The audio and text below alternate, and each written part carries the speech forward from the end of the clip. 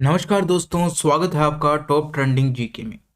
Railway RRB NTPC math series में आज हम 74 नंबर सेट कर रहे हैं, जो कि 5 मार्च को हुआ था। इसके अंदर हम शिफ्ट 1 का और शिफ्ट 2 का पेपर दोनों डिस्कस करेंगे, केवल इंपॉर्टेंट सवालों को। इससे पहले जितने भी पेपर हुए हैं उनकी वीडियो यदि आपको देखनी है तो आप प्लेलिस्ट ऑप्शन में जाकर RRB NTPC 2021 all shift math solution के नाम से प्लेलिस्ट चेक कर सकते हैं, और इसकी पीडीएफ आपको योगेश मैथ टेलीग्राम चैनल पर मिल जाएगी। स्टार्ट करते हैं आज का हमारा पेपर, जिसमें सवाल नंबर सबसे पहला हमने लिया है 10 नंबर सवाल। कंटिन्यू करें उससे पहले मैं आपको बता दोस्तों, स्पेशल ग्रुप डी और एनटीपीसी CB2 एग्जाम की तैयारी करने वाले स्टूडेंट के लिए मॉक टेस्ट लगाना बहुत ज़्यादा ज़रूरी है। समय बहुत कम है तो आप डेली एक मॉक टेस्ट ज़रूर लगाइएगा। यहाँ से आपका कॉन्फिडेंस बढ़ने वाला है, टाइम मैनेजमेंट हो गया, एग्जाम में कौन सा सेक्शन वीक है, समय रहते अभी तक आप उसको यदि अच्छी तैयारी नहीं की है तो बूस्ट कर सकते हो। अभी टेक्स्ट बुक पर ऑफर चल रहा है, जिसमें यदि आप TTG के कूपन कोड यूज़ करते हो तो आपको मैक्सिमम 39 रुपये का डिस्काउंट मिल जाएगा, जिसमें ये ईयरली पास है सारे एग्जाम्स के, चाहे आप SSC की, रेलवे की, बैंकिंग, डिफेंस, UPSC किसी भी स्टेट लेवल गवर्नमेंट एग्जाम या सेंट्रल लेवल गवर्नमेंट एग्जाम की तैयारी करते हो, एक ही पास में एग्जाम पैटर्न और डैशबोर्ड पर आधारित यहाँ पर मॉक टेस्ट अटेम्प्ट कर सकते हैं। ज़्यादा जानकारी के लिए डिस्क्रिप्शन बॉक्स में लिंक है, ये आप टेक्स्ट बुक ऐप और वेबसाइट दोनों पर जाकर इस कूपन कोड से मैक्सिमम डिस्काउंट लेते हुए इस डील को ग्रैब कर सकते हो। तो चलिए यहाँ पर कंटिन्यू कर लेते हैं, देख लेते हैं इन सभी मैथ के क्वेश्चंस का क्या एग्जैक्ट सॉल्यूशन होने वाला है। कक्षा के एक समूह में 6 छात्र अंग्रेजी बोल सकते हैं, 15 छात्र हिंदी बोल सकते हैं, 6 छात्र बंगाली बोल सकते हैं। कोई भी छात्र कोई अन्य भाषा नहीं बोल सकता, ये तीन ही भाषा के अलावा कोई अन्य भाषा नहीं बोल सकता। यदि कक्षा में 2 छात्र 2 भाषाएं बोल सकते हैं और एक छात्र तीनों भाषाएं बोल सकता है, तो कक्षा में कुल कितने छात्र, ये पूछा गया। सबसे पहले 3 जनों की बात है, यानी कि 3 तरह के छात्र हैं, 3 तरह की बोलियों की बात है। तो हम 3 गोले बना लेते हैं जो आपस में काटते हैं इस प्रकार से। पहले को हम इंग्लिश से डिनोट कर देते हैं, दूसरे को हिंदी से डिनोट कर देते हैं, और तीसरे को बंगाली को मैंने बी से लिख देता हूँ। बंगाली को मैंने बी से लिख दिया है। इंग्लिश में वो कह रहा है कि टोटल गोले के अंदर 6 छात्र हो जाएंगे, हिंदी में 15 छात्र और बंगाली 6 छात्र बोलते हैं। अब देखो, दो दो वाले कौन से हैं। कह रहा है कि 2 छात्र 2 भाषाएं बोलते हैं। दो दो वाला भाग कौन सा है, ये वाला 2 का है, यानी कि 2 गोले काट रहे हैं।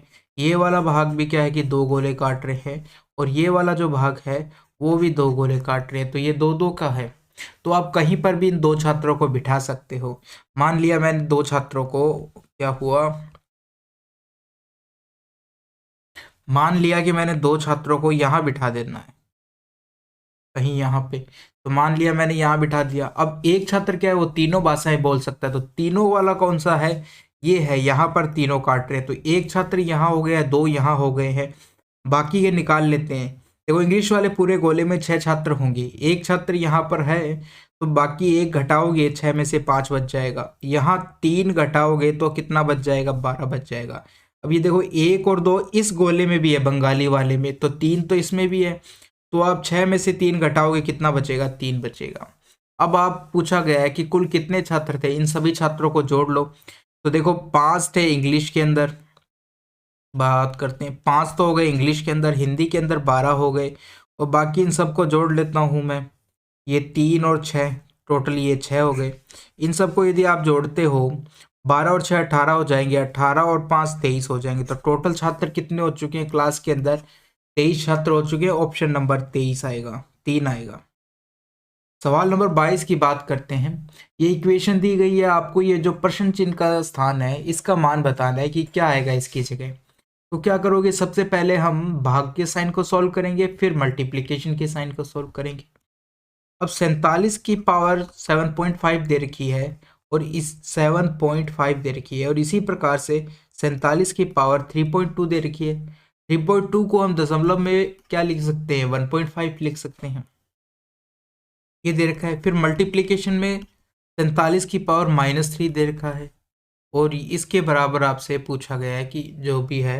तो सबसे पहले इसको सॉल्व कर लेते हैं, फिर राइट साइड को बराबर रख देंगे। तो देखो, ये आपके पास मान आ चुका है, इसको थोड़ा सा सॉल्व करना है। अब हम जानते हैं कि मल्टीप्लिकेशन में पावर जुड़ जाती है, और जब भाग में होती है तो पावर क्या होती है, घट जाती है।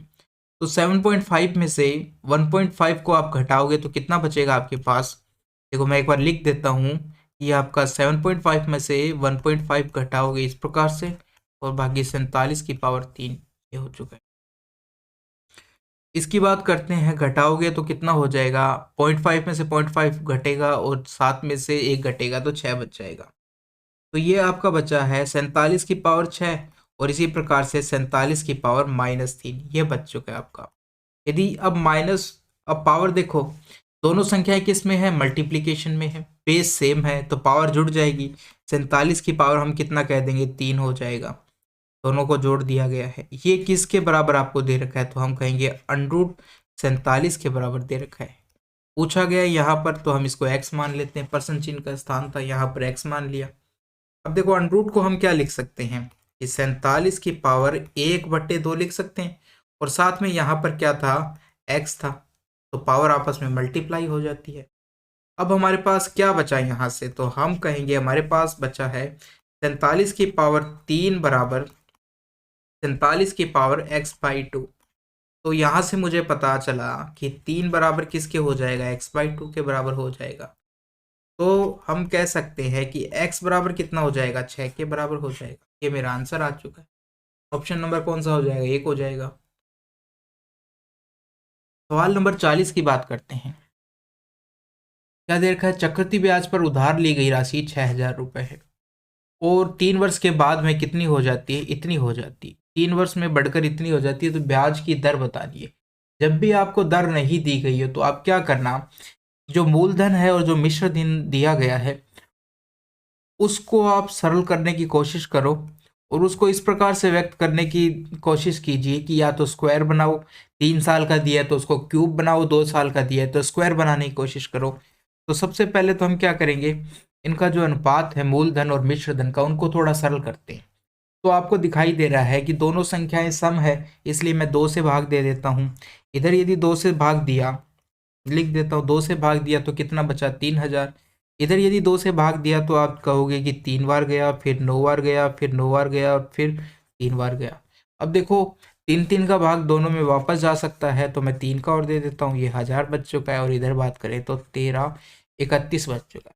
अब देखो हमें क्या है कि 3 वर्ष का दिया है ना, तो मैं इनको क्यूब बनाने की कोशिश करूंगा और मुझे दिखाई दे रहा है कि ये किसका क्यूब है, 10 का क्यूब बन जाएगा। और ये जो है कि 11 का क्यूब है, तो 11 का क्यूब है ये, इस प्रकार से। तो 3 वर्षों में इतने से इतना हो जाता है, तो 1 वर्ष में क्या हो जाएगा, यानी कि 10 से 11 हुआ है। तो ब्याज कितना आया, 1 वर्ष की बात करें तो 1 आया है। और जो 1 वर्ष का ब्याज है वही परसेंटेज के अंदर हम क्या कह देते हैं, कि हमारा क्या कह देते हैं, दर कह देते हैं परसेंट में। यानी कि ब्याज को परसेंटेज में क्या कहते हैं, दर कहते हैं। तो ये हो चुका है और इसको यदि मैं सॉल्व करूंगा तो मेरा 10% आ जाएगा। ऑप्शन नंबर कौन सा हो जाएगा, 4 हो जाएगा। तो इस प्रकार से कोशिश कीजिए करने की। आगे बात करते हैं सवाल नंबर 41। ए ने 2 बैंकों में समान धनराशि का निवेश किया जो क्रम से 10% वार्षिक दर और 12% वार्षिक दर से साधारण ब्याज प्रदान करती है। तो देखो दोनों बैंकों में समान समान राशि दे रहा है, इसलिए उस राशि को मैं मान लेता हूँ x। इधर भी x, उधर भी x। वर्ष के अंत में कुल टोटल कितने का लाभ हुआ, इतने का लाभ हुआ है। तो प्रत्येक बैंक में निवेशित राशि का मान पूछा गया, x का मान बताना है हमें कितना है। तो देखो पहले में उसने 10% पे निवेश किया है, तो हम कह देते हैं इतना ब्याज आएगा, इसका 10%। दूसरे में भी x का 12% पे निवेश किया है, तो इसका 12 इतना आ जाएगा ब्याज। तो कुल टोटल ब्याज किसके बराबर है, इन दोनों के योग के बराबर है, जो कि आपको कितना दे रखा है, इतना दे रखा है। यहाँ से x/100 तो कॉमन आ जाएगा, अंदर क्या बचेगा, 10 + 12 ये 22 हो जाएगा। तो यहाँ से मेरे पास 1650 आ चुका है। x का मान आप निकाल सकते हो, देखो 1650 और 2 जीरो और लगा देते हैं, भाग में 22 हो जाएगा। ठीक है, ये हो चुका है। तो अब देखो यहाँ से यदि हम सरल करते हैं तो कितना आ जाएगा, ऊपर पहले तो 150/2 × 100 हो जाएगा। 2 से यदि और काटते हो ये 7500 बन जाएगा। ऑप्शन नंबर कौन सा आ जाएगा, ऑप्शन नंबर आपका 2 हो जाएगा। क्वेश्चन नंबर 48 की बात करते हैं। यदि राजू रवि की तुलना में 3 गुना अधिक कार्यकुशल है और एक कार्य को पूरा करने में 20 दिन कम समय लेता है, रवि को उस कार्य को पूर्ण करने में कितना समय लेगा। देखो एक तो कौन है, राजू है और एक है रवि। इनका अनुपात क्या दिया गया है, यदि हम कुशलता का बात करें या इफ़िशिएंसी की बात करें या एक दिन के काम की बात करें, तो जो राजू है रवि से 3 गुना काम करता है, यानी कि 3:1 हो चुका है। अब आप जानते हो इफ़िशिएंसी के अनुपात से समय का अनुपात क्या होता है, उल्टा हो जाता है। तो ये आ चुका है 1:3। ऐसा मैंने क्यों किया, समय का अनुपात क्यों निकाला, कि मुझे दे रखा है आगे सवाल में कि 20 दिन कम समय लेता है, तो समय का अनुपात ले लिया। तो समय कितना कम ले रहा है, 3 में से 1 घटाओगे तो ये आपका 2 आ चुका है, 2 अनुपात कम ले रहा है, जिसकी वैल्यू आपको 20 के बराबर दे रखी है। यदि 2 की वैल्यू 20 के बराबर है तो 1 की वैल्यू 10 के बराबर हो जाएगी। आपका रवि का पूछा गया है कितना लेगा, तो वो 3 अनुपात लेगा, 3 अनुपात की वैल्यू कितनी हो जाएगी, 30 हो जाएगी। तो ये आपका ऑप्शन नंबर 3 हो जाएगा। सवाल नंबर 49 की बात करते हैं। बाबू ने 3 लाख की एक कार खरीदी और अपने बेटे के लिए 1 लाख की बाइक खरीद ली। उसने कार को फिर 10% के लाभ पर और बाइक को 20% की हानि पर बेच दिया। तो कुल लाभ या हानि बताइए क्या हुआ और कितना हुआ। तो देखो हम कैसे कर सकते हैं इसको। एक तो आप क्या है कि जो दोनों का पैसे हैं उनको अनुपात में ले लो, तो यहाँ से ये 0 से 0 कट जाएगी, क्योंकि यहाँ पर जो हमें ऑप्शन दिए गए हैं, आंसर आया है जो हमारा वो परसेंटेज में है। तो परसेंटेज में यदि आंसर है तो हमें रियल वैल्यू की ज़्यादा जरूरत नहीं है। तो हमने क्या किया कि एक बार तो 3 है और बाइक खरीदी 1 पर खरीदी, ये 3 पर खरीदी, बाइक खरीदी 1 पर खरीदी। ठीक है, तो अब देखो 3 पे यदि मैं ना 10% निकालता हूँ, 3 का 10%, 1 पर 20 की हानि, तो आप 3 को 10 से मल्टीप्लाई कर दो, कितना हो जाएगा, 30% हो जाएगा। इसी प्रकार से ये आप यदि आप यहाँ पर निकालते हो, देखो ये 10% का हुआ तो ये टोटल 30 हो चुका है, यानी 30 का लाभ हो चुका है। इधर यदि बात करते हैं 1 की हानि हुई है, 1 की क्या 20 की हानि हुई है, 1 है तो इसको मल्टीप्लाई करोगे तो कितना हो जाएगा, ये आपका -20 हो जाएगा। अब देखो कुल टोटल लाभ या हानि की यदि बात करते हैं तो इन दोनों को आप क्या करोगे, जोड़ दोगे, इन दोनों को जोड़ दोगे, जो कि किसके बराबर होगा, यदि मूलधन को जोड़ा जाता है तो कितना आ जाता है, 4 आ जाता है।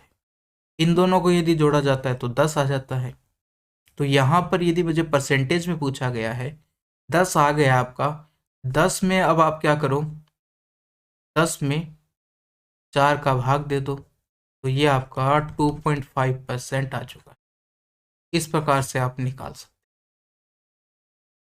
ये तो आपका हो गया एक तरीका। दूसरे मेथड की बात करते हैं कि देखो मैंने इनको काटा, ठीक है, 3:1 में आ चुके हैं।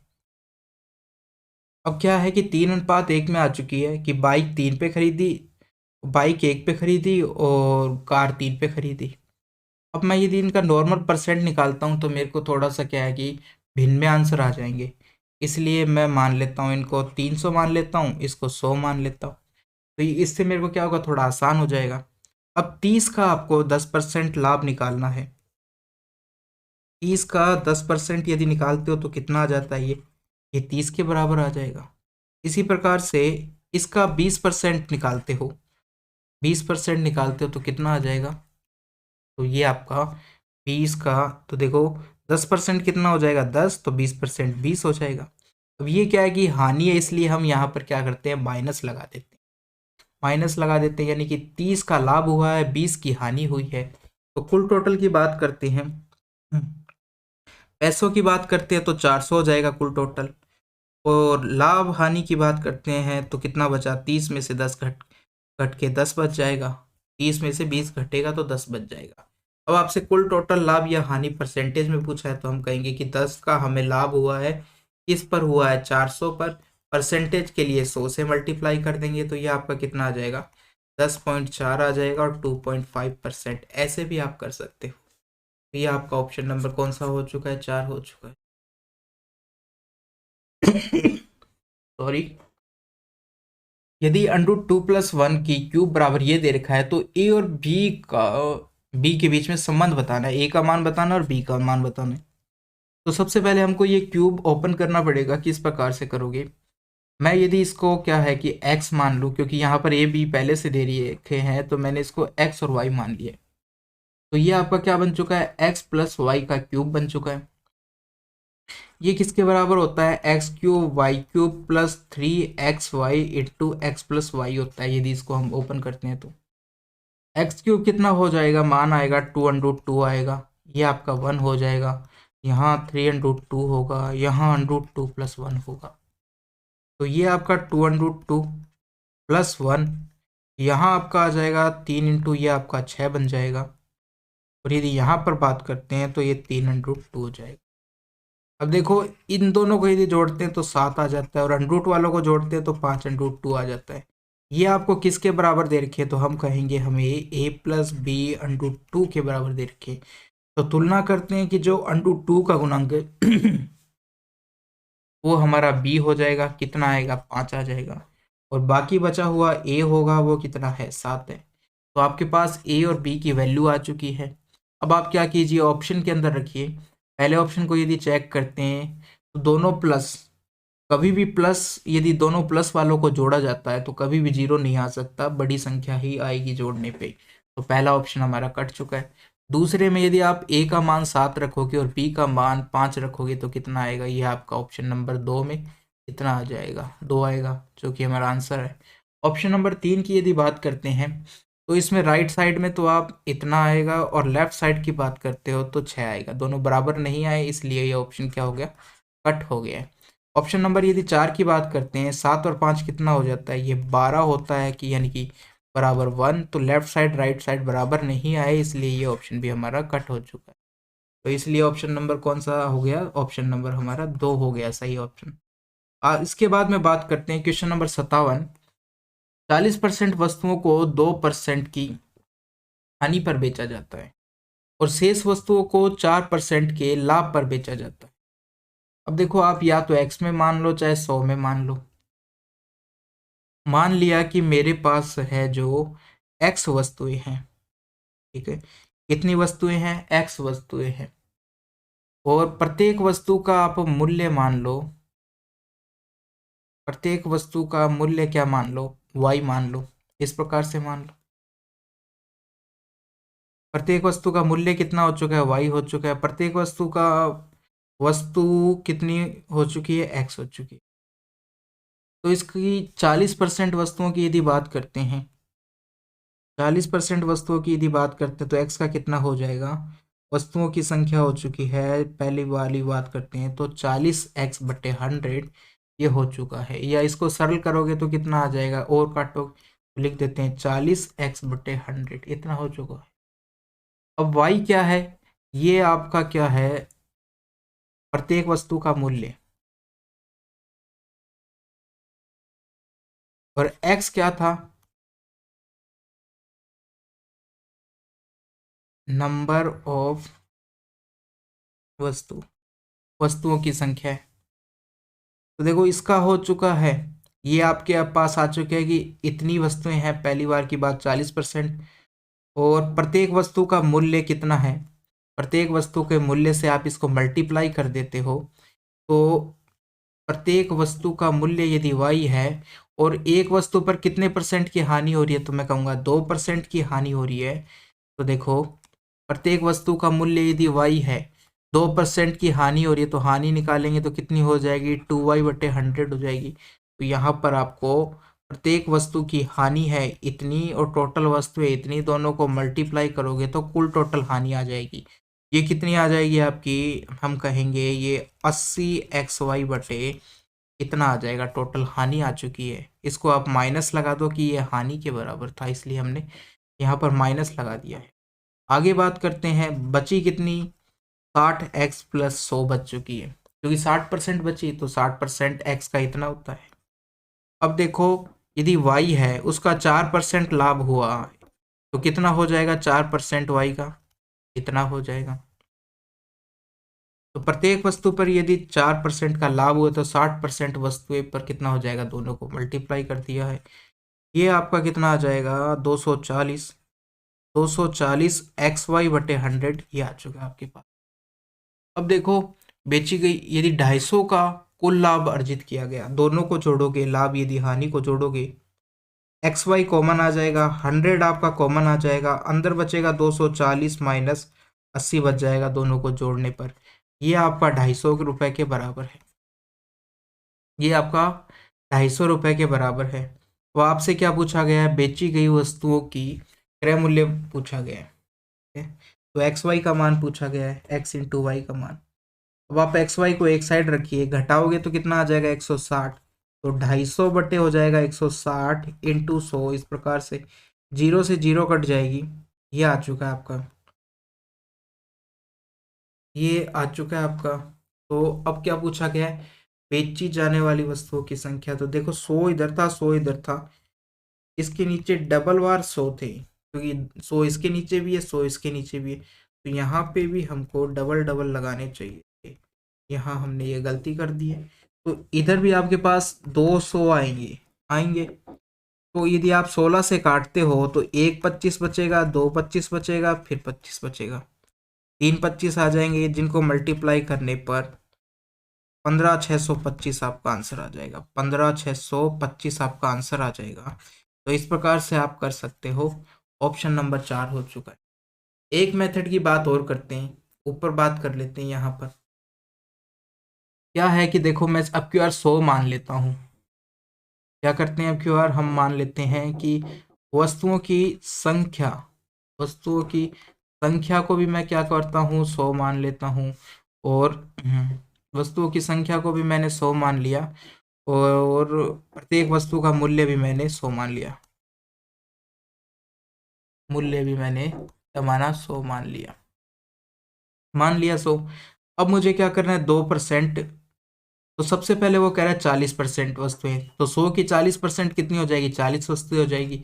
और एक वस्तु पर पहले क्या हो रहा है कि 40 वस्तुओं की जब बात हो रही है तो एक वस्तु का मूल्य 100 रुपए है, 2% की हानि हो रही है, इसका मतलब 2 रुपए की हानि हो रही है। तो कितना हो चुका है? 80 रुपए की हानि हो चुकी है। दूसरी यदि बात की जाए कि 60 वस्तुएं बची, उन प्रत्येक वस्तुओं पर 4 रुपए का लाभ हो रहा है, तो कितना लाभ हो गया? कुल टोटल 240 रुपए का लाभ हो गया है। ठीक है, 240 रुपए का लाभ हो गया है। अब यहाँ से इन दोनों को यदि मैं घटाता हूँ तो मेरे पास 160 आता है। 160 आता है। ये 160 है ना, जो इसके बराबर दे रखा है आपको, 250 के बराबर दे रखा है। यानी कि 160 की वैल्यू 250 के बराबर है। तो एक की वैल्यू कितने के बराबर हो जाएगी? हम कहेंगे 250 बटे 160 के बराबर हो जाएगी। ये हो चुकी है। तो आपसे अब यदि आपसे प्रत्येक वस्तु का मूल्य पूछा जाए तो कितना अनुपात है? 100 अनुपात है। प्रत्येक वस्तु का यदि मूल्य पूछा जाए तो 100 अनुपात है। तो वो यदि प्रत्येक वस्तु का मूल्य पूछता तो मैं 100 से इसको 100 पे 100 की वैल्यू निकाल देता, तो 250 बट्टे 160 इंटू 100 कर देता। ये प्रत्येक वस्तु का मूल्य आ चुका है। क्या आ चुका है? प्रत्येक का मूल्य आ चुका है। ये आ चुका है। लेकिन मेरे से क्या पूछा गया है? वस्तुओं का क्रय मूल्य पूछा गया है। तो बेची जाने वाली वस्तुओं का क्रय मूल्य यानी कुल टोटल मेरे से पूछा गया है। तो देखो, हमसे एक वस्तु का क्रय मूल्य कितना आ चुका है? तो हम कहेंगे 250 बट्टे 160 इंटू 100 आ चुका है। तो 100 वस्तुएं थी, कुल टोटल का क्रय मूल्य कितना हो जाएगा? आप 250 लिखोगे, नीचे 160 लिखोगे। ठीक है, 100 100 और मल्टीप्लाई हो जाएगा। जब आप इसको सॉल्व करोगे ना तो आपका वही आंसर आ जाएगा, 15,625 आ जाएगा। इस प्रकार से भी आप कर सकते हो। दोनों मेथड है आपके पास। आगे बात करते हैं सवाल नंबर 58 की। एक्स वाई और जेड मिलकर 15 दिनों में इतना अर्जित कर लेते हैं। देखो, बात करते हैं। एक तो है एक्स वाई प्लस जेड है, एक एक्स प्लस वाई है, और दूसरा वाई प्लस जेड। ये तीन देखें, ये 15 दिन में इतना पैसा मिलता है, 16 दिन के काम का इनको इतना पैसा मिलता है, और वाई जेड को 18 दिन के काम का इतना पैसा मिलता है। तो यदि इनके एक दिन के काम का पैसा निकाले तो कितना हो जाएगा? एक दिन के काम का पैसा निकाले तो 15 का भाग आप 240 में यदि देते हो तो कितना आ जाता है?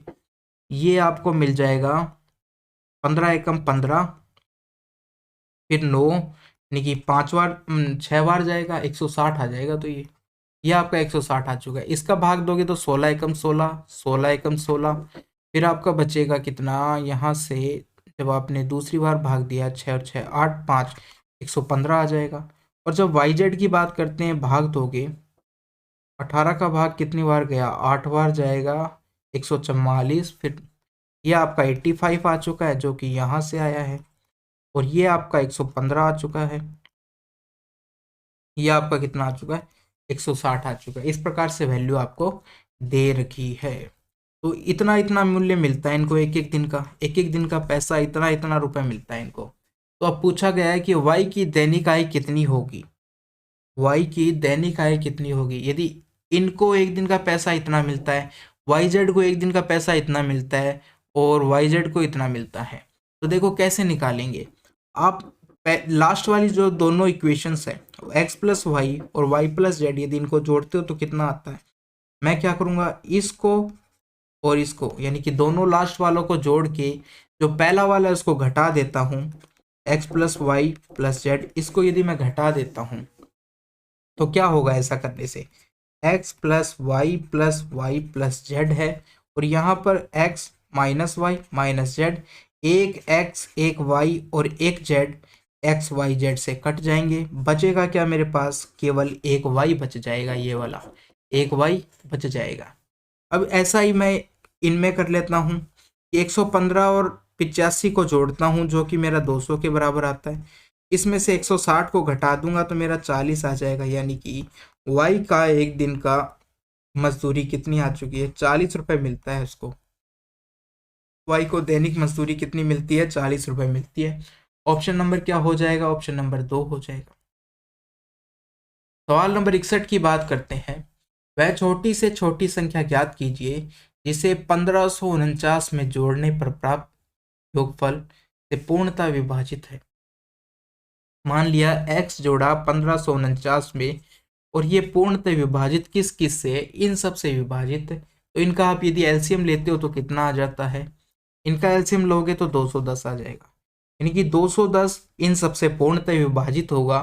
तो मान लिया वो संख्या 210 इंटू ए है, क्योंकि 1549 में यदि आप कुछ जोड़ते हो, एक्स जोड़ते हो, कोई भी मान होगा उसका, तो वो 15 से 49 से ज़्यादा आएगी संख्या, 210 तो नहीं आएगा, 1549 से ज़्यादा आएगा।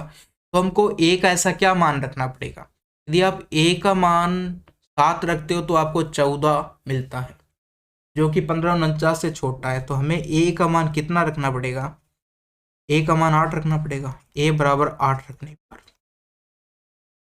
जब रखोगे तो कितना आ जाएगा, ए का मान मैंने यदि 8 रखा तो ये आपका 0 हो जाएगा, यहाँ 8 हो जाएगा, यहाँ 16 हो जाएगा, यानी कि इससे जस्ट बड़ी संख्या, तभी तो छोटे से छोटा मान होगा एक्स का। तो इस प्रकार से हो चुका है। तो क्या जोड़ा गया, एक्स बराबर, इसको थोड़ा सा सॉल्व कर लेंगे, 1680 माइनस 1549, घटाने पर कितना आएगा, यहाँ पर एक आ जाएगा, यानी कि 131 बच जाएगा हमारे पास। एक्स का मान कितना आ चुका है, 131। तो ऑप्शन नंबर कौन सा हो चुका है, ऑप्शन नंबर 2 हो चुका है। सवाल नंबर 65 की बात करते हैं। अब देखो ये सवाल में आपको कोस 300 का यदि मान निकालना आता है तो आप इसको आसानी से कर सकते हो, यदि आता है तो अच्छा है, नहीं आता तो मैंने ट्रिग्नोमेट्री की कुछ दिन पहले ही एक वीडियो डाली है, उसमें इन्हीं एंगल को सॉल्व करना बताया कि बड़े बड़े एंगल को हम कैसे मान निकालते हैं। अब देखो इस 300 का मान तो नहीं जानता हूं मैं, मगर मुझे पता है कि यदि मैं इसको इस प्रकार से लिख दूं, 360 माइनस 60 डिग्री लिख दूं, तो मैं मान निकाल सकता हूं, क्योंकि 60 का मान है मैं जानता हूं, इसलिए मैंने इसको इस रूप में तोड़ दिया है। ठीक है, अब यदि बात करते हैं कि ये कौन से चतुर्थांश में आता है, तो मैं देखो चतुर्थांश की बात करता हूँ, ये पहला है, ये दूसरा है, ये तीसरा होता है और ये चौथा चतुर्थांश होता है। ये 0 से 90 के बराबर, 90 से 180 में होती है इसकी वैल्यू, इसकी 270, और फिर यहाँ पर आ जाता है 0 या 360, यहीं पे आता है। तो अब देखो हमारी मान कितना था, 300 था, यानी कि कौन से चतुर्थांश में आ रहा है, चौथे चतुर्थांश में आ रहा है, और चौथे में कोस और सेक पॉजिटिव होता है, तो यानी कि ये प्लस की वैल्यू आएगी। पहली बात तो इससे पता चल चुका है कि 300 था हमारा, 300 किस में आ रहा है, चौथे चतुर्थांश में, तो ये प्लस आएगा। अब आगे बात करते हैं कि यहाँ पर आपको क्या दे रखा है, 360, तो 180 और 360 पे कोस का कोस ही रहता है, तो हम लिख देंगे कोस लिख देंगे। अब लास्ट में जो एंगल दे रखा है आपको वो लिख दो, ये मान आ चुका है। इसको यदि सॉल्व करते हो, कोस 60 का मान कितना आता है, 1/2 होता है, तो इसका मान प्लस का 1/2 आ चुका है। तो हमारे पास यदि हमने अलग से इसका मान निकाल लिया है तो वो हम इसका मान भी आसानी से निकाल सकते हैं कि माइनस का 1 माइनस 1/2/2 ऊपर यदि सॉल्व करते हो तो कितना आ जाएगा, 1/2 आ जाएगा, और नीचे है 2। ठीक है, 2 के नीचे कुछ नहीं है तो आप 1 मान लो। अब यदि मैं इस नीचे वाले को ऊपर ले जाता हूँ तो ये उल्टा हो जाएगा, तो हम कहेंगे 1/2 इंटू 1/2 हो जाएगा। और सोल्व करोगे तो नीचे क्या आ चुका है, 1/4 बोल दो, और इसका अंडरूट लोगे तो क्या आ जाएगा, 1/2 आ जाएगा। तो मेरा मान कितना आ चुका है, 1/2 आ चुका है। ऑप्शन नंबर 3 हो चुका है। क्वेश्चन नंबर 70, एक समबाहुभुज का आंतरिक कोण आपको दे रखा है, तो समबाहुभुज की संख्या कितनी है ये बतानी है। ठीक है, तो देखो समबाहुभुज का आंतरिक कोण कितना दे रखा है, 108 दे रखा है। अब मैं जानता हूं कि देखो, आंतरिक प्लस बाह्य कोण का जो योग है, बाह्य कोण का योग है वो किसके बराबर होता है, तो मैं कहूंगा 180 के बराबर होता है। तो देखो, आंतरिक कोण का यदि दे रखा है मेरे को, तो बाह्य कोण निकाल सकता हूं। बाह्य कोण कितना हो जाएगा, हम कहेंगे 180। यहाँ पर यदि आप वैल्यू रखते हो 108, उधर जाएगा 180 में से 108 को घटाओगे कितना बच जाएगा, 72 बच जाएगा। यानी बाहर का कोण मेरे पास कितना आ चुका है, 72 आ चुका है। अब बाहर के सभी कोणों का योग मुझे पता है, सभी कोणों का योग कितना होता है, तो मैं कहूंगा बाहर के सभी कोणों का योग 360 के बराबर होता है। तो भुजाओं की संख्या यदि मुझे निकालनी है, टोटल कोण तो कितना है, योग 360 के बराबर है, और एक कोण 72 है, तो 72 से यदि भाग दे दूंगा तो ये मेरा मान आ जाएगा, कितनी भुजाएं आएगी, 5 भुजाएं आ जाएगी। एक तो ये है आपके पास, इस प्रकार से निकाल सकते हो आप। सबसे पहले आप बाहर का कोण निकालने की कोशिश करो, क्योंकि बाहर के कोणों का योग हमेशा 360 के बराबर होता है। अंदर का तो अलग अलग होता है, बाहर का कोई भी बहुभुज हो हमेशा 360 के बराबर होता है। दूसरा है कि आंतरिक कोण का आपके पास फॉर्मूला होता है कि आंतरिक कोण का फॉर्मूला क्या है मेरे पास, कि मैं कहूंगा कि 2n-4 इंटू 90/n, ये मेरे पास फॉर्मूला है।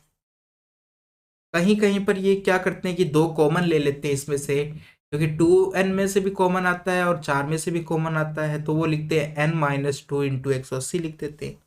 तो दोनों एक ही फॉर्मूला है, 2 कॉमन ले लो आप, 180 लिख दो बाहर। तो या फिर इस प्रकार से याद कर सकते हो, नीचे n। तो ये एक कोण का, आंतरिक कोण का मान है। n क्या है, यहाँ पर भुजाओं की संख्या है। n क्या है, यहाँ पर भुजाओं की संख्या है। तो आंतरिक कोण आपको कितना दे रखा है, 108, तो उसकी जगह हमने ये लिख दिया। अब n का मान निकालना है हमें यहाँ से, तो 2n-4/n, और इधर आपके 90 है। अब यदि आप सॉल्व करते हो तो कितना आएगा, यदि 9 से मैं इसको काटूं तो 1 और ये 2 हो जाएगा। यदि यहाँ देखते हैं तो 10 हो जाएगा, 10-12, और थोड़ा सरल करोगे तो ये 5 आ जाएगा, ये आपका 6 हो जाएगा, यानी 6-5 का रेशियो आ चुका है। आगे यदि बात करते हैं, सरल करते हैं, तो n को मैं ले जाता हूँ तो 6n बराबर हो जाएगा मेरा 5 दूनी 10, n-20 बराबर ये वैल्यू आ चुकी। तो यहाँ से मुझे पता चला कि 4n बराबर क्या हो जाएगा, 20 के बराबर हो जाएगा, और n बराबर मेरा कितना आ जाएगा, 5 आ जाएगा। तो इस प्रकार से भी आप निकाल सकते हो, दोनों ही है, इसमें आपको फॉर्मूला याद होना चाहिए, इसमें कुछ भी नहीं। सवाल नंबर 72 की बात करते हैं। वह 3 अंकों की बड़ों से बड़ी संख्या ज्ञात कीजिए जो इनसे पूर्णतः विभाजित होती है। अब क्या पूछा गया है, 3 अंकों की सबसे बड़ी संख्या। तो सबसे पहले तो आप क्या करो, इनका एलसीएम ले लो। इनका यदि आप एलसीएम लेते हो तो देखो, 2 की सबसे बड़ी पावर तो यहाँ से मिल जाएगी, 2 की पावर 3। 4 भी 8 में सम्मिलित है, तो इसको एक बार लेने की जरूरत नहीं है, बाकी अब आपको दोनों लेना पड़ेगा। तो देखो, 8 × 3 × 5 करना पड़ेगा हमें, क्या करना पड़ेगा, एक तो 8 5 करोगे तो 40 हो जाएगा, और 40 को 3 से करोगे तो 120 हो जाएगा। इतना एलसीएम आ चुका है। तो हमारी संख्या क्या हो जाएगी, संख्या की यदि बात करते हैं तो 120 इंटू एक्स कह दो या ए कह दो, ये हमारी संख्या हो जाएगी।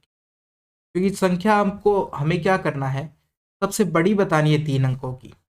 3 अंकों की सबसे बड़ी बनाने के लिए क्या करना पड़ेगा, ए का मान क्या रखोगे आप, ए का मान रख के देख लो। ए का मान यदि मैं रखता हूँ 9 रखता हूँ, 9, 8 रख के देख लेते हैं पहले। 8 यदि रखते हो तो क्या बन जाता है यहाँ पर 120 इंटू यदि 8 करते हो कितना आता है, 0 आ जाएगा, एक 8 दूनी 16 हो जाएगा, एक आई हासिल, और ये 8 और एक 9 आ जाएगा, इतना आ चुका है। देखो 960 आ चुका है। अब इसमें आप यदि 120 और जोड़ते हो, यदि कि a बराबर 9 की बात करते हैं तो 120 और जोड़ना पड़ेगा। तो 120 और जोड़ते हो तो वो 4 अंकों की हो जाएगी, 3 की नहीं बचेगी। तो सबसे बड़ी संख्या इतना आ चुका है। तो आपको क्या करना पड़ेगा, लास्ट में a का मान रख रख के देखना पड़ेगा कि पहले आप जो भी आपको आसपास मान, जैसे कि 9 से कर सकते हैं हम, तो 9 का मान रख के देख लो, 7 यदि 7 सोचते हो तो 7 सोच के देख लो, फिर हम क्या करते हैं उससे आगे चलते जाते हैं, तो इस प्रकार से मान आ जाता है। अभी यहाँ हमने a बराबर 8 माना और डायरेक्ट हमारा मान आ चुका है 960, तो ये आपका ऑप्शन नंबर 3 हो चुका है। सवाल नंबर 75 की बात करते हैं। ये दे रखा था आपसे और 10 का मान पूछा है। 10 का मान पूछा गया है तो देखो, मैं जो राइट साइड में साइन है इसको लेफ्ट साइड में जाऊंगा तो कहाँ पर चला जाएगा, इन दोनों के बटे में चला जाएगा। तो आप करो ऐसा, इधर तो कोस बटे क्या हो जाएगा, साइन हो जाएगा, यदि साइन को इधर ले आए, दोनों के नीचे भाग देना पड़ेगा आपको, और इधर क्या हो जाएगा 3 साइन एक्स बटे साइन हो जाएगा, इस प्रकार से हो जाएगा। राइट साइड में केवल 5 बच जाएगा। देखो साइन को लेफ्ट साइड में लाए तो ये इसके क्या था, मल्टीप्लिकेशन में, तो मल्टीप्लिकेशन में था तो इधर भाग में चला गया। अब दोनों को डिवाइड करना पड़ेगा आपको, तो इस प्रकार से कर दिया। अब इधर तो 1 बचा है, यहाँ इसको कह देंगे हम कोटेक्स कह देंगे। तो कोटेक्स बराबर मेरा कितना आ चुका है, 3 बराबर 5 इतना आ चुका है। तो कोटेक्स का मान कितना आ चुका है, हम कहेंगे √5 + 3 आ चुका है। इतना मान हमारा कोटेक्स का आ चुका है। हमसे किसका पूछा गया है, 10 का पूछा गया है। तो कोट को आप 10 की फॉर्म में लिखोगे तो 1/10x बराबर कर दोगे, और इसको यदि हम सिस्टमेटिक ढंग से लिखें तो 3 को आगे लिख देते हैं, √5 को पीछे लिख देते हैं। अब यदि हम उल्टा करते हैं तो 10x ऊपर आ जाएगा और यहाँ पर राइट साइड में उल्टा हो जाएगा, यानी कि 3 + √5 इस प्रकार से। तो 10x का मान आ चुका है 1/√3 + 5 आ चुका है। अब देखो ये वाला क्या है कि इस प्रकार से आपको कोई भी मान नहीं दिया गया। क्यों नहीं दिया गया, कि हर में अपन अंडर को कम ही रखते हैं। तो क्या करना पड़ेगा, जो हर में है उसके विपरीत साइन से ऊपर नीचे मल्टीप्लाई करना पड़ेगा। तो ऊपर तो क्या बन जाएगा, इतना बन जाएगा, और नीचे क्या हो जाएगा, 3 का स्क्वायर 9 - 5 यानी कि 4 हो जाएगा। इस प्रकार से तो ये हो जाएगा। आपको क्या किया मैंने, विपरीत साइन से ऊपर नीचे मल्टीप्लाई किया, यानी कि 3 - √5 से ऊपर और 3 - √5 से नीचे गुणा किया है। सवाल नंबर 78 की बात करते हैं। निम्न में से कौन सी भिन्न अवरोही क्रम में है। अवरोही का मतलब घटते हुए क्रम में हमें लिखना है। तो हमारे पास कुछ भिन्स दे रखी है, तो आप क्या करो, सबसे पहले इनको लिख लो इस प्रकार से, 16/17, 6/7, 5/6। अब इनका अंतर चेक करो, यहाँ पर आपको 2 का मिलेगा, यहाँ पर आपको 1 का मिलेगा, यहाँ पर अंश और हर का अंतर 1 है, और यहाँ पर भी अंश और हर का अंतर 1 है। अब अंतर हमको बराबर बनाना है तो क्या करना पड़ेगा, ये तो 2 है पहले वाला, इसको आपको 2 से मल्टीप्लाई करना पड़ेगा, इसको 2 से करना पड़ेगा, इसको 2 से करना पड़ेगा। अब देखो यदि अंतर को हमने बराबर करने के लिए किस से मल्टीप्लाई करना पड़ रहा है, 2 से, तो अंश में भी आपको ऐसा ही करना पड़ेगा। अब हम केवल अंश से चेक कर सकते हैं हमारा मान। तो देखो पहले आप 2 को 11 से मल्टीप्लाई करते हो तो कितना आता है, 22 आ जाएगा। यहाँ पर 2 को 16 से मल्टीप्लाई करते हो तो अंश के अंदर कितना आ जाएगा, 32 आ जाएगा। यहाँ पर आपका 12 आ जाएगा और यहाँ पर आपका 10 आ जाएगा। अब आप देख लो सबसे बड़ा जो आपका अंश है वही आपकी सबसे बड़ी भिन्न हो जाएगी। सबसे बड़ा अंश कौन सा है, ये है आपका, तो इसको हम दे देते हैं नंबर, ये नहीं है ये वाला है, तो इसको हम दे देते हैं कि नंबर 1। ये नंबर 1 हो चुका है, ये आपका नंबर 2 हो चुका है, ये आपका नंबर 3 हो चुका है, और ये नंबर 4 हो चुका है, क्योंकि हमसे घटते हुए क्रम में पूछा गया था। तो सबसे बड़ी भिन्न आपकी कौन सी हो जाएगी, 16-17। तो सबसे पहले आएगी 16-17, उसके बाद में कौन सी आएगी आपकी 11/3। 11/3 देखो यहाँ पर मल्टीप्लाई नहीं करना था हमें, क्योंकि किसी संख्या से हमने मल्टीप्लाई नहीं किया है, थोड़ा सा यहाँ गलती कर दिया है। यहाँ पर अंश 11 का 11 रहेगा क्योंकि अंतर पहले से ही 2 है। तो अब 2 नंबर इसको नहीं मिलेगा। देखो 1 नंबर ये हो गया, 2 नंबर इसका हो गया है, 3 नंबर इसको मिला है और 4 नंबर इसको मिला है। इस प्रकार से है, ठीक है। तो अब देखो एक तो हमारा सही का हो चुका है। 2 की बात करें तो कौन सी है, 6/7 है, ये हो जाएगी। और 3 की बात करें तो कौन सी हो जाएगी, 11/, ये और फिर ये, ठीक है। तो ऑप्शन नंबर 2 हो जाएगा। आगे बात करते हैं सवाल नंबर 82 की। अब क्या दिया गया है कि ए द्वितीय चतुर्थांश में स्थित है। द्वितीय चतुर्थांश का मतलब क्या है कि ये मेरा प्रथम चतुर्थांश होता है, ये सेकंड होता है, ये थर्ड होता है और ये फोर्थ होता है। यहाँ 0 से 90 तक मान होता है, यहाँ 90 से 180 तक होता है, यहाँ 270 होता है, यहाँ वापस से 360 आ जाता है। ए का मतलब, द्वितीय चतुर्थांश का मतलब ये है कि जो ए का मान है वो आपका 90 से लेकर 180 के बीच में है। एक चीज तो ये है, यानी कि ए का मान इतने से इतने के बीच में। दूसरी चीज कि साइन एक तो पॉजिटिव होता है यहाँ, और एक कोसेक पॉजिटिव होता है। ये दो क्या हो जाते हैं, यहाँ पर पॉजिटिव होते हैं। बाकी जो भी होगा वो नेगेटिव होगा, ठीक है। बाकी जो भी होगा वो नेगेटिव होगा। तो अब देखो ए का एंगल हमें पता चल चुका है सेकंड चतुर्थांश में, और वहां से साइन और कोसेक को तो हम पॉजिटिव रखेंगे, बाकी सबको नेगेटिव रखेंगे। इस प्रकार से करना है हमें। अब हमारे सवाल की तरफ बढ़ते हैं। आपको ये मान दे रखा है, ठीक है। तो इसकी सबसे पहले आप वैल्यू निकालते हो, तो साइन ए बराबर कितना आ जाएगा, 12 को उधर ले जाएंगे, फिर 13 नीचे आ जाएगा, इस प्रकार से। तो साइन ए का मान इतना आ चुका है। अब आप एक ट्राइंगल बनाएंगे, राइट एंगल ट्राइंगल बनाएंगे। 12 किसको, लंब को, 13 ये हो जाएगा। तो ये भुजा कितनी आ जाएगी, पाइथागोरस पर में यूज कर लो या ट्रिपलेट यूज कर लो। 5 12 13 होता है ट्रिपलेट। तो आपका ये जो आधार है 5 आ चुका है। अब देखो हमें इसका मान बताना है, इस इक्वेशन का मान बताना है। क्या करोगे, स्टार्ट करना पड़ेगा आपको। सबसे पहले सभी के मान रखने पड़ेंगे, ठीक है। मान रखते हैं सबसे पहले 5, साइन का यदि मान रखते हो तो क्या है, 12/13 रखती है। फिर कोस की बात करते हैं।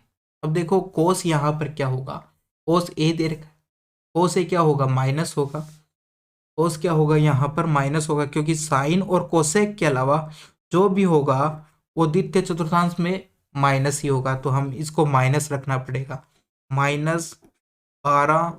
और कोस का मान कितना आ जाएगा, 5/13 आ जाएगा, ठीक है। इस प्रकार से हो गया। टेन की बात करते हैं। टेन भी माइनस होगा यहाँ पर, क्योंकि कोस और कोसेक के अलावा, साइन और कोसेक के अलावा सब माइनस होंगे। लेकिन यहाँ पर क्या हुआ, टेन का स्क्वायर हुआ। टेन तो माइनस का होगा, मगर स्क्वायर होने की वजह से वैल्यू जो आएगी लास्ट में वो प्लस ही आएगी। तो मैं प्लस का साइन रहने देता हूँ। टेन का मान कितना आ जाएगा, 12/5 आ जाएगा, माइनस है। इसी प्रकार से सेक का भी स्क्वायर है, तो माइनस माइनस प्लस हो जाएगा। सेक की वैल्यू कितनी आ जाएगी, 13/5 आ जाएगी, 13/5। ये स्क्वायर करना पड़ेगा इनका साथ में, इसका स्क्वायर है, इसका भी स्क्वायर है, 13/5 का, -1 दे रखा है।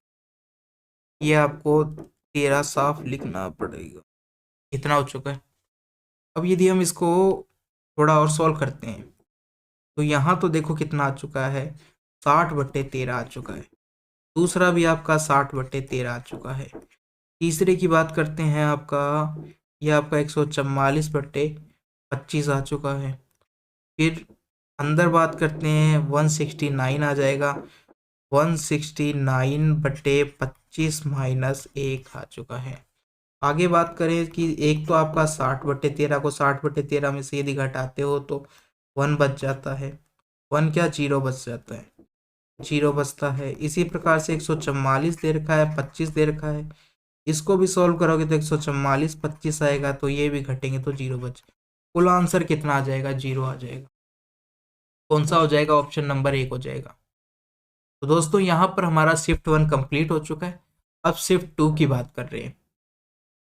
शिफ्ट 2 की यदि बात करते हैं, तो सबसे पहले 16 नंबर सवाल लिया है। सुहास 104 किलोमीटर प्रति घंटे की औसत चाल से यात्रा करते हुए बिंदु ए से बिंदु बी के बीच की दूरी 7 घंटे में तय कर सकता है। उसने शुरुआती 4 घंटे तो इस चाल से चला, औसत चाल से। यदि वह यात्रा के शुरू होने के समय से 8 घंटे में गंतव्य स्थान पर पहुंचना चाहता है, तो शेष यात्रा के दौरान उसकी औसत चाल बतानी है कि कितनी होगी। अब देखो, यात्रा उसने यहाँ से स्टार्ट की और यहाँ गया। ये बिंदु ए है, ये बी है। पूरी यात्रा 104 किलोमीटर प्रति घंटे की चाल से चल रहा है, 7 घंटे में तय करता है। तो ये दूरी हो चुकी है, कितनी हो गई दूरी? तो हम कहेंगे कि दूरी हो चुकी है ये 104 इंटू 7, क्योंकि उसने 7 घंटे में इस चाल से तय किया, तो हमें दूरी निकल जाएगी। तो दूरी आपकी हो जाएगी सॉरी, यह आपकी हो चुकी है 728 किलोमीटर के अंदर। हमारे पास डिस्टेंस आ चुकी है यहाँ से लेकर यहाँ तक की, पहली चीज आ चुकी है। अब देखो आगे बात करते हैं कि उसने 4 घंटे कितने की चाल से दूरी तय की, 118 की चाल से। तो 4 घंटे में कितनी दूरी तय कर लेगा वो? 4 घंटे की दूरी की यदि बात करते हैं, 118 इंटू 4 घंटे में कितनी दूरी तय कर लेगा? इसको मल्टीप्लाई करने का मतलब है 236 और 472, यानी कि 472 उसने दूरी तय कर ली है। तो शेष दूरी कितनी बची? तो हम इनको घटा देंगे। इसको घटाओगे तो 6 बच जाएगा, इसको घटाने पे 5 बचेगा, और यहाँ पर 5 और 2 256 बच जाएगा। इतनी दूरी क्या है कि बच चुकी है। अब इस दूरी को वो कितने घंटे में तय करना चाहता है? कुल टोटल समय 8 घंटे लगना चाहिए। 4 घंटे चल चुका है, टोटल कुल समय 8 होना चाहिए, यानी कि 4 घंटे लगाता है इस दूरी को चलने में। तो उसकी औसत चाल निकालनी है शेष दूरी के लिए। तो हम कहेंगे शेष के लिए औसत, शेष के लिए चाल कितनी हो जाएगी, यानी कि 256 दूरी बची है शेष, और उसके लिए वो 4 घंटे में तय करना चाहता है। तो 256/4 करोगे, कितना आ जाएगा ये आपका? 6 बार गया, उसके बाद में 4 बार, 64 किलोमीटर प्रति घंटा आ चुका है। इस प्रकार से निकल। ऑप्शन नंबर कौन सा हो चुका है? ऑप्शन नंबर 4 हो चुका है। सवाल नंबर 72 की बात करते हैं। नरेश और सुरेश की आयु का अनुपात कितना दे रखा है? 6:5 है। उनकी आयु का योग दे रखा है इतना है। 15 वर्ष के बाद उनकी आयु का अनुपात पूछा गया है। ओके, देखो अनुपात स्टार्टिंग में कितना था? 6:5 था, 6:5 था। अब देखो 15 वर्ष बाद की यदि बात की जाती है, तो इनका जो अंतर है वो तो बराबर रहने वाला है, मगर योग बराबर नहीं रहने वाला। देखो इनको यदि जोड़ते हैं तो 11 और 11 अनुपात की वैल्यू आपको 44 दे रखी है, तो 1 अनुपात की वैल्यू कितनी आ जाएगी? 4 आ जाएगी। तो 6 की यदि बात करते हैं, 6 की, और इसकी बात करते हैं, 6 में यदि आप रखते हो, 4 से मल्टीप्लाई करोगे, इधर भी 4 से करोगे, तो ये आपकी 24 आ चुकी है और ये आपकी 20 आ चुकी है। अब 15 वर्ष इसमें भी बढ़ाना है और 15 वर्ष इसमें भी बढ़ाना है, क्योंकि दोनों की 15 साल बाद तो दोनों में 15-15 बढ़ेगी। ये आपकी 35 हो चुकी है, और इसको जोड़ते हो तो 9 आ जाएगा, 3 39 हो चुका है। सॉरी। तो देखो दोस्तों, कौन सा हो चुका है हमारा आंसर? 39 35 कहाँ दे रखा है? ऑप्शन नंबर 3 के अंदर है। ऑप्शन नंबर 3 आपका राइट आंसर हो चुका है। सवाल नंबर 36 की बात करते हैं। 36 में क्या दे रखा है? ABCD एक समांतर चतुर्भुज दे रखा है, समांतर चतुर्भुज, जिसमें कोण A बराबर इतना दे रखा है, C बराबर इतना दे रखा है। तो x का मान हमें याद करना है। क्या करना है? x का मान बताना है आपको। अब देखो समांतर चतुर्भुज की कौन सी प्रॉपर्टी लगेगी? यहाँ पर 2 एंगल दे रखे हैं आपको। AC का मतलब क्या है? यदि उसने इस प्रकार से आपको लिख के दे रखा है कि ABCD समांतर चतुर्भुज, तो आप इसी तरीके से हर जो भी आपको कोण है उनको लाइन से लिखोगे। A इसको दे दिया, B फिर इसको दे दिया, C इसको दे दिया, D इसको दे दिया, इस प्रकार से चल रहा है। अब कह रहा है A बराबर इतना दे रखा है और C बराबर इतना दे रखा है। आप जानते हो सामने के कोण बराबर होते हैं समांतर चतुर्भुज में। ये दोनों कोण भी बराबर होंगे। तो हम जानते हैं, क्या जानते हैं, कोण ए बराबर कोण सी के होगा। इसी प्रकार से कोण बी बराबर कोण डी के होगा, क्योंकि सामने के कोण बराबर होते हैं और आसन कोणों का योग यदि बात करते हैं, ये दोनों आसन कोण है, इनका योग 180 के बराबर होता है, इस कोण का और इस कोण का। तो आमने सामने के कोण बराबर होते हैं। आमने सामने कोण की मान अपन को क्या दे रखा है, दोनों को बराबर रख दो। ए का मान दे रखा है इतना और सी का मान दे रखा है 3x-10, दोनों को बराबर करना था बस। अब देखो x को मैं उधर ले जाऊंगा तो मेरे पास 2x बचेगा और 20 में से ये 10 घटेगा तो कितना, 10 आ जाएगा। तो x का मान मेरे पास 5 आ जाएगा। अब आपसे क्या पूछा गया है, x का मान पूछा गया है, 5 आया है, गलत हो गया। देखो गलत हो गया, कैसे करोगे, इस x को मैं उधर लेके आया तो इधर मेरे पास क्या बच जाएगा, 2x बच जाएगा। इस 10 को उधर लाया तो ये मेरे पास जुड़ के 30 हो जाएगा। इस प्रकार से यहाँ गलती हो रही थी। 2 का भाग दोगे तो कितना आ जाएगा, x का मान मेरे पास 15 आ जाएगा। x का मान कितना आ गया, 15 आ गया। ऑप्शन नंबर कौन सा हो गया, 3 हो गया। सवाल नंबर 37 की बात करते हैं। साइन थीटा का मान आपको दे रखा है, कहाँ है, प्रथम चतुर्थांश में नहीं है। प्रथम चतुर्थांश में नहीं है, इसका मतलब साइन थीटा का मान कैसा दे रखा है आपको, पॉजिटिव दे रखा है, पहली चीज तो ये, ठीक है। और वो कह रहा है पहले चतुर्थांश में नहीं है। साइन का मान कहाँ पर पॉजिटिव पॉजिटिव होता है, जब पहले चतुर्थांश की बात करते हैं तो यहाँ पर ऑल पॉजिटिव होते हैं, यानी कि साइन भी पॉजिटिव होगा, इसका मतलब, ठीक है। तो यहाँ पर तो वो कह रहा है कि नहीं है, कि थीटा यहाँ पर नहीं है, तो फिर कहाँ पर पॉजिटिव मान आएगा साइन का, कि सेकंड के अंदर साइन क्या होता है, पॉजिटिव आता है। यानी कि जो हमें थीटा दे रखा है वो यहाँ होगा, क्योंकि वो उसने सवाल में बोल दिया है कि पहले चतुर्थांश में तो नहीं है। साइन पॉजिटिव दो ही जगह हो सकता है, या तो पहले में हो सकता है या दूसरे में हो सकता है। उसने हमें कह दिया कि पहले में नहीं है, इसका मतलब दूसरे में होगा, केवल यही बचा ऑप्शन, ठीक है। अब दूसरे में यदि बात करते हैं तो साइन और कोसेक के अलावा सभी नेगेटिव होते हैं, तो कोस भी क्या होगा, नेगेटिव होगा। तो सबसे पहले तो आप ऐसा ऑप्शन देखिए जिसमें नेगेटिव मान है, तो ऑप्शन ऑप्शन नंबर 3 या 4 में से एक होगा। अब देखो कोस का मान हमें निकालना है, ठीक है। तो हमें दे रखा है सबसे पहले तो साइन थीटा का मान दे रखा है। साइन थीटा बराबर कितना दे रखा है, 4/5 दे रखा है। आप राइट एंगल ट्राइंगल बनाएंगे, ये 4 हो चुका है लंब, ये 5 हो चुका है, तो ये कितना आएगा आपका, 3 आ जाएगा। तो हमें पता चल चुका है कि कोस थीटा क्या, सबसे पहली बात तो सेकंड के अंदर क्या आएगा, नेगेटिव आएगा, और मान कितना आएगा, 3/5 होगा। तो आपका ये कोस का मान 3/5 होगा। कहाँ पर मिल रहा है, ऑप्शन नंबर 4 के अंदर मिल रहा है। तो ये हमारा आंसर हो चुका है, ऑप्शन नंबर 4 हो चुका है। आगे बात करते हैं सवाल नंबर 56 की। रामू एक निश्चित स्थान पर 30 घंटों में पहुंच सकता है। यदि वह अपनी चाल में उसके 1/15 हिस्से की कमी करता है तो वह उतने ही समय में 10 किलोमीटर दूरी कम तय करेगा, ठीक है। उतने ही समय में 10 किलोमीटर दूरी कम तय करेगा। रामू एक निश्चित स्थान पर 30 घंटों में पहुंच सकता है, 30 घंटों में पहुंच सकता है।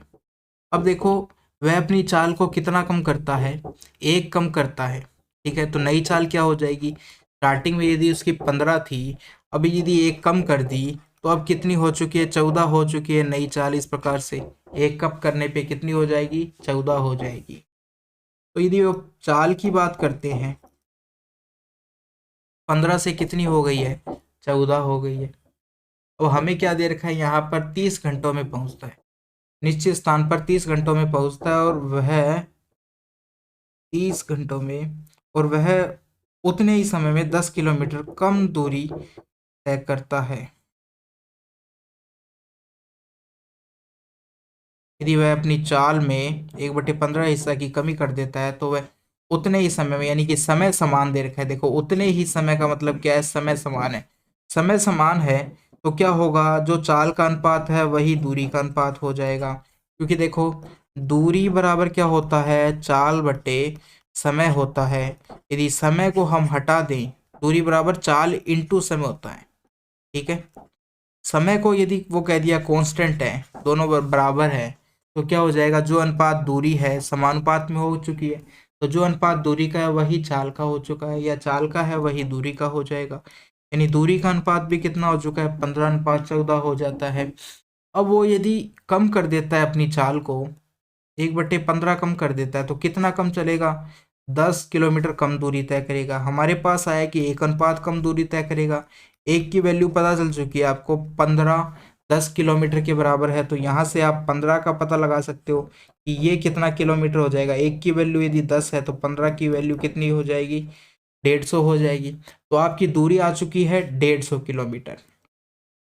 और स्टार्टिंग में टाइम तो यानी कि बराबर ही ले रहा था, चाहे पहले की बात कर लो दूसरे की बात, कितने टाइम में पहुंच रहा है, 30 घंटे में पहुंच सकता है एक निश्चित स्थान पर। तो देखो हमको क्या चाल निकालनी है, तो चाल बराबर क्या हो जाएगा, चाल बराबर क्या हो जाएगा, हम कहेंगे दूरी बटे समय हो जाएगा। दूरी कितनी दे रखी है आपको, 150 दे रखी है, और समय आपके पास है ही 30। दोनों को भाग दे दोगे तो कितना आ जाएगा, 5 किलोमीटर प्रति घंटा आ जाएगा। ऑप्शन नंबर कौन सा हो चुका है, ऑप्शन नंबर 2 हो चुका है। तो इस प्रकार से सवाल नंबर 64 की बात करते हैं। यदि एक पाई आरेख में किसी वर्तखंड का कोण इतना दे रखा है तो पाई आरेख के बराबर है। अब देखो ये एक हो चुका है पाई आरेख, इस प्रकार से हम दर्शाते हैं। एक गोले के रूप में जो भी हम एंगल के रूप में दर्शाते हैं उसको हम पाई आरेख बोलते हैं। पूरा एंगल कितना होता है, पूरे एंगल की यदि बात करें तो कितना होता है, ये 360 डिग्री के बराबर होता है। वो कह रहा है कि 135 जो डिग्री है वो 360 का कितना है, 135 360 का कितना है। तो इस प्रकार से हम भिन्न निकाल सकते हैं। 5 से ऊपर नीचे काटो सबसे पहले, यदि 5 से काटते हैं तो 5 दूनी 10 हो जाएगा और 5 सात 35 हो जाएगा। नीचे 5 से काटोगे तो 5 सात 35 हो जाएगा और 5 दूनी 10 हो जाएगा। इतना आ चुका है। अब ये किससे कट रहे हैं, 3 से कट रहे हैं, 9 से भी कट रहे हैं। 9 से काटोगे तो ऊपर कितना आ जाएगा, 3 आ जाएगा, नीचे कितना आ जाएगा, 8 आ जाएगा। तो 3/8 आ चुके हैं आपकी भिन्न, ऑप्शन नंबर 2 हो चुका है। सवाल नंबर 68 की बात करते हैं। ये दे रखा है, इसका मान निकालना है आपको। तो देखो यदि 3 ना इस प्रकार से यदि दिया होता है,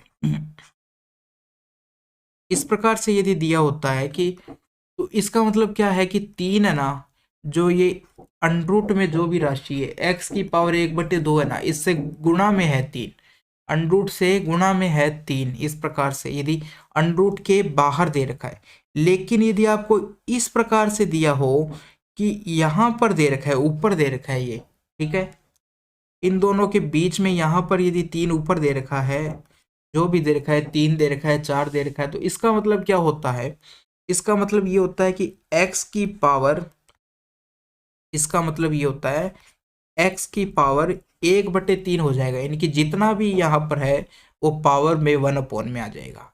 इस प्रकार से तो 3 देखो यहाँ पर ऊपर दे रखा है, यदि आगे दिया होता तो इसका मतलब मल्टीप्लीकेशन होता, मगर ऊपर दे रखा है यहाँ पर, तो इसका मतलब पूरे की पावर कितनी है, 1/3।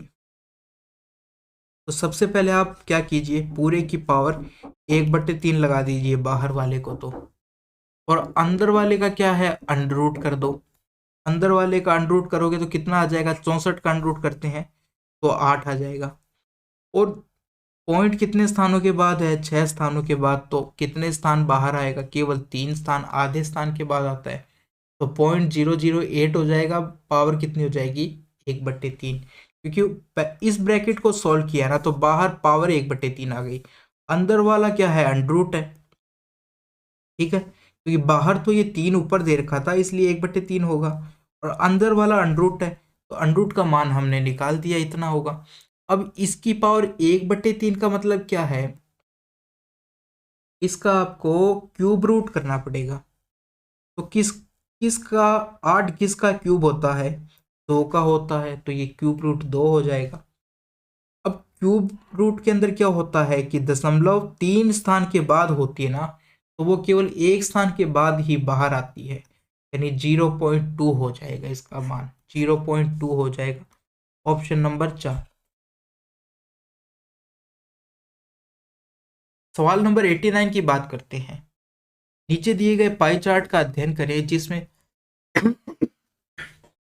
सॉरी दोस्तों, सवाल नंबर 89 की बात करें पाई चार्ट का अध्ययन करें जिसमें किसी उत्पाद X के उत्पाद पर किए गए व्यय के प्रतिशत बटन को दर्शाया गया है। नीचे प्रश्न का उत्तर दें। देखो यहाँ पर ट्रांसपोर्टेशन पे कितना खर्च किया गया है, तो हम कहेंगे 9% खर्च किया गया है। डायरेक्ट मटेरियल पर 22% कॉस्ट और डायरेक्ट लेबर कॉस्ट है 28% और एडवर्टाइजमेंट पे 11% हो चुका है। मटेरियल कॉस्ट मैन्युफैक्चरिंग कॉस्ट कितनी है, 30% है। इस प्रकार से दे रखा है। यदि उत्पाद X की 5000 इकाइयों का उत्पादन किया जाता है और उनके परिवहन पर कितना खर्च किया जाता है, 36,000 की राशि व्यय की जाती है, तो उत्पाद X की एक इकाई का विक्रय मूल्य कितना रखा जाना चाहिए ताकि उत्पाद पर 25% का लाभ अर्जित किया जाए। एक इकाई का बताना है हमें आंसर, और दे रखा कितना है, 5000 इकाई का डाटा दे रखा है हमें। तो सबसे पहले हम क्या करते हैं, एक इकाई का डाटा निकाल लेते हैं। जो भी दिया है, परिवहन दिया है यानी ट्रांसपोर्टेशन दिया है, ट्रांसपोर्टेशन पे कितना खर्च हो रहा है नो, यानी कि 5000 जो यूनिट्स को हम ट्रांसपोर्ट करते हैं तो कितना खर्च होता है, 36,000 रुपये खर्च होते हैं। तो एक यूनिट पर कितना खर्च होता है ट्रांसपोर्टेशन का, यदि एक यूनिट का खर्चा निकाला जाए तो आप इससे डिवाइड करोगे तो 3 जीरो से तो 3 जीरो कट जाएगी, तो एक यूनिट पे 36/5 हो जाएगा, 36/5 हो जाएगा। इस प्रकार से रख लो आप, अभी सरल मत करो। अब देखो, तो 1% पे इतना, यानी कि एक यूनिट पे इतना खर्च होता है। अब ये जो 36/5 है वो किसकी वैल्यू दे रखी है आपको, कि ट्रांसपोर्टेशन की वैल्यू दे रखी है। और ट्रांसपोर्टेशन कितना है, 9% होता है कुल टोटल का, तो 9% हुआ है जो कि कितने के बराबर है, 36/5 के बराबर है। अब हम एक की क्वांटिटी पे बात कर रहे हैं कि 9% कितने के बराबर है, 36/5 के बराबर है। तो 1% की वैल्यू यहाँ से कितनी हो जाएगी, हम कहेंगे 36/5 इंटू 36/5/9 और आ जाएगा। 9 से काटोगे तो ऊपर 4/5 आ जाएगा। इस प्रकार से हो गया 1% की वैल्यू। तो क्रय मूल्य कितना होता है, टोटल कॉस्ट होती है जो भी लगा 100% हो जाता है, जो भी उस पर खर्चा आया वो। तो आप 4/5 को यदि 100 से मल्टीप्लाई कर देते हो तो ये 20 हो जाएगा, और 80, यानी कि 80 हो चुका है। कितना रुपए हो चुका है, 80 रुपए एक कॉस्ट पे खर्चा आया है, क्रय मूल्य आ चुका है। अब हमें लाभ कितना करना है, 25% लाभ कमाना है। 25% लाभ कमाना है, 80 रुपए की चीज है। देखो यहाँ तक हो चुका है, हमारा क्रय मूल्य आ चुका है। अब हम कहेंगे, नीचे कर लेते हैं थोड़ा सा, कि देखो सीपी है ना, मेरा कितना दे रखा है, 80 दे रखा है। तो प्रॉफिट की यदि बात की जाए कितना परसेंट है, 25%। तो 80 का चौथा भाग कितना हो जाएगा, हम कहेंगे कि 20 हो जाएगा। 20% का प्रॉफिट करने के लिए कितने में बेचना पड़ेगा, इन दोनों को जोड़ दो, यानी कि 100 रुपये में मुझे उसको बेचना पड़ेगा। सेलिंग प्राइस कितना रखना पड़ेगा, 100 रुपये रखना पड़ेगा। तो इस प्रकार से आ चुका है। ऑप्शन नंबर कौन सा हो जाएगा, ऑप्शन नंबर 3 हो जाएगा। तो दोस्तों यहाँ पर आज का अपना पेपर हो चुका है कंप्लीट। ये कैसा लगा आपको जरूर बताना कमेंट के अंदर, और अच्छा लगा तो लाइक जरूर करना, दोस्तों में शेयर कीजिए। मिलते हैं इसी प्रकार के एक और सेशन के साथ। थैंक यू दोस्तों।